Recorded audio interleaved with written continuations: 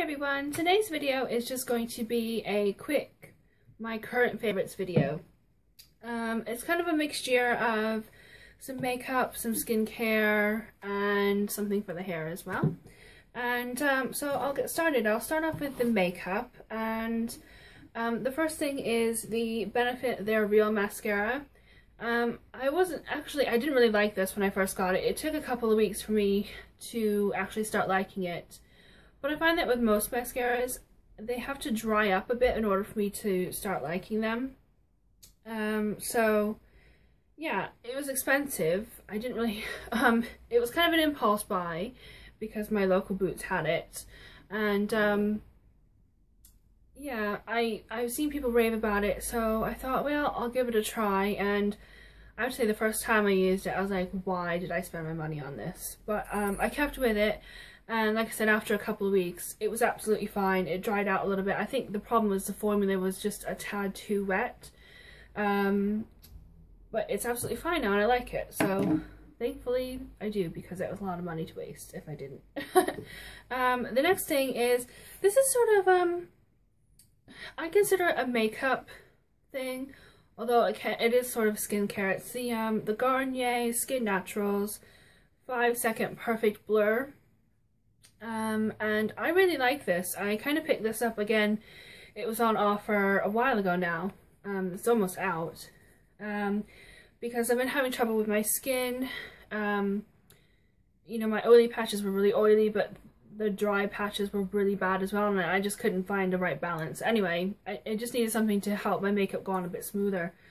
And this did the trick.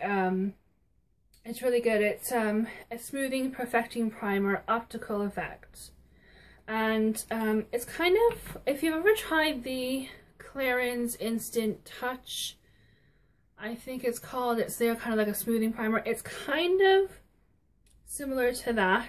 It's kind of like a light pink consistency, and it rubs in really smooth and clear, obviously, and it just leaves everything looking really smooth out. I mean, my hands are super dry right now, and you're not going to be able to see it on cam, but even on the back of my hand, the bit where it's dry and the bit where I put this on, it just looks so much better. It's really nice. Also, this makes your makeup stay on all day. We've had some really warm, humid weather here where we are, and my makeup did not budge using this, so that's really good. Staying with makeup. Now, I don't know where it was that I read about this, but it's kind of one of those things I forgot about that I used to see a lot back home in America, and I didn't even realize my local Boots had it, but it's the Corn Silk Translucent Loose Face Powder. This is the semi-matte one, and I'm going to tell you right now, the packaging on this is rubbish. It is so messy, but I'm going to make a mess, try to close this, oh dear. Okay, it's so messy, but the product itself is so good. This is by far the best powder I've ever used. I do not need to touch up at all with this.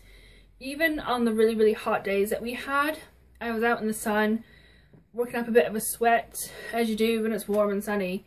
My makeup did not budge with this. It was perfect. I absolutely love it. I didn't need to touch up at all. The only downside is the packaging is really bad on this. I know they do a pressed version, but from what I read, it's not as good as loose. So I just use a big powder brush with this, and it works fine. It does come with a powder puff thing, but it gets really gross quick, and I just chucked mine out. So yeah, this is really good. Another makeup item is and actually the symbol's worn off, but this is the Body Shop Honey Bronzer, and this is in shade 2. And again, I've had this for a couple of months now, and I really like this. I was looking at shade 1 because I think shade 1 is like the one that I've seen most people using on YouTube. But for me, I'm pretty fair, but the shade 1, having swatched it in store, I don't think it even would have showed up on my skin. So shade 2 is perfect. It's not orangey, It's not too brown. It just adds a hint of color without being totally crazy. And that's what I like it for, because I like it just to warm up my face a bit. So that's really nice. One last makeup item. I've gone back to Revlon Color Stay. I was using the Estee Lauder Double Wear. I just could not get it to work for me. I tried applying fingers, a sponge, brushes. None of it was working. It just doesn't sit right on my skin.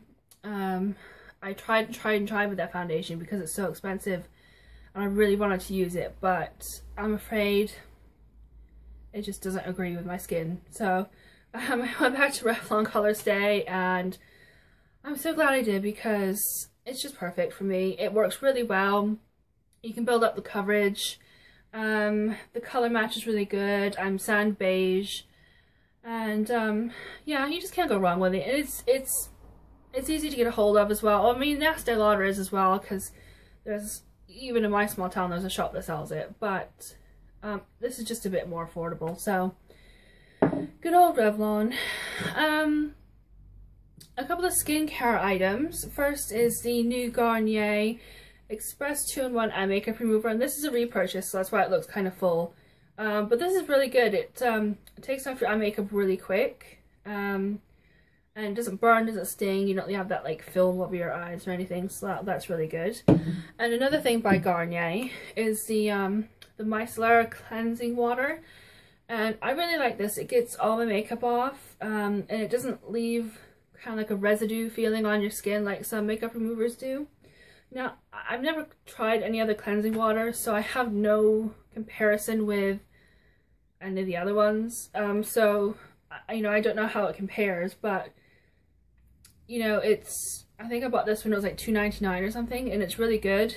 And I've had this probably 2 months, and I've only used about that much of it. So it does a really good job of getting your makeup off. I haven't tried using this to get eye makeup, you know, eye makeup off, because I like using a separate one.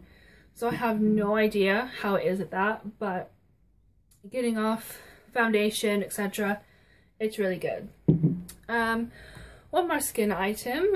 This is the No. 7 Beautiful Skin Melting Gel Cleanser for normal to dry skin. And like I said earlier, I've been having trouble with my skin, dry bits being really dry, yet still having, you know, the oily spots on my face being oily. And I don't know, it's kind of at my wit's end because my makeup would go on really bad and my skin was just really awful. But anyway, it's all balanced out now and everything's fine. This works really good. Now, the only problem with this is it says for best results, massage into damp skin and wash away with warm water. Now, it's one of those ones that it kind of turns into like a gel oil rubbing on your face and then kind of goes milky and then rinses away. If you wet your face too much with this, it just goes milky and doesn't really do a good job cleansing. So I actually apply this to a dry face and really rub it in and then rinse it away, and that works much better. So not the most helpful because I wanted it to use in the shower, but what I'll do is I'll just quickly rub this in my face before I get in the shower and then rinse it off, and it works well that way. So yeah, this is really nice. It does rinse away really, really well. It doesn't leave a residue on your face. Your face feels clean and refreshed, but not tight, not greasy. It's really good. Next up, I'm gonna go with the one hair item this time, and this is the L'Oreal Elnet Satin. This is the heat styling spray for 3 days straight. Now, I wash my hair every day, so I can't tell you if it lasts for 3 days, but certainly when I wake up the next day, my hair is still straight, which doesn't usually happen when I use other products, because when I sleep on it at night, it'll go back to curly because I have naturally wavy hair.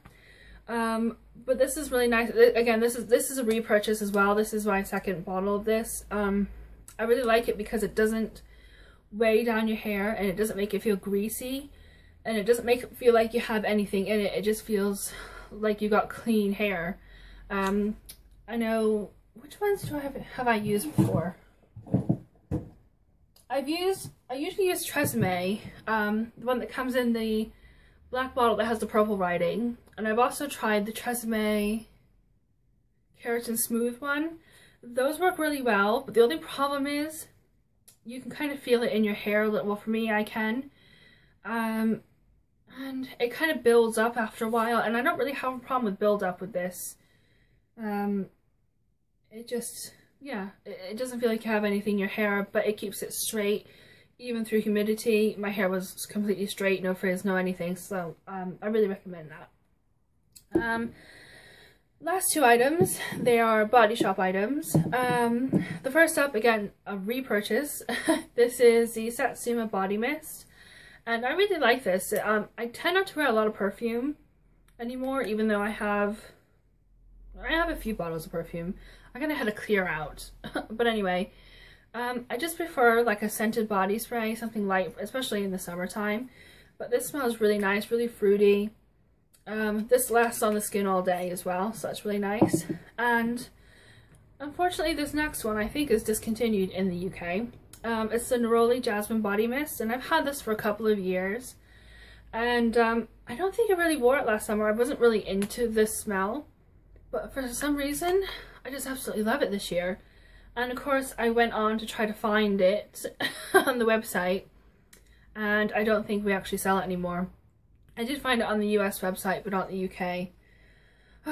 Body Shop, please bring back the Neroli Jasmine stuff for the UK, please. It's just really nice. It's probably one of those smells that you're either gonna love or you're gonna hate it.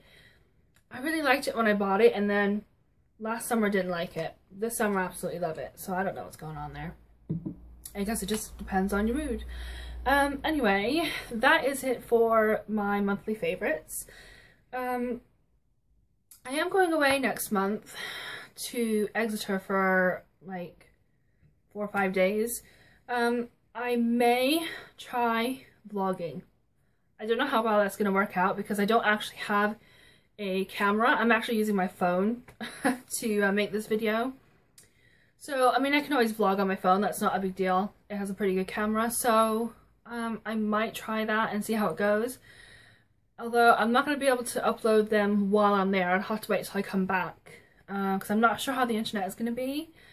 And I'm only bringing my iPad with me, so I won't have a laptop to actually edit videos on. So, if you'd like to see vlogs, let me know. And I can try my hand at it. I don't know how well it's going to go. And I'm a little terrified that people are going to look at me funny, but they already look at me funny anyway, so might as well just do it. So let me know what you think in the comments, if I should, you know, do a little vlog while I'm down there. And I think mostly it's going to be shopping and probably a museum visit as well.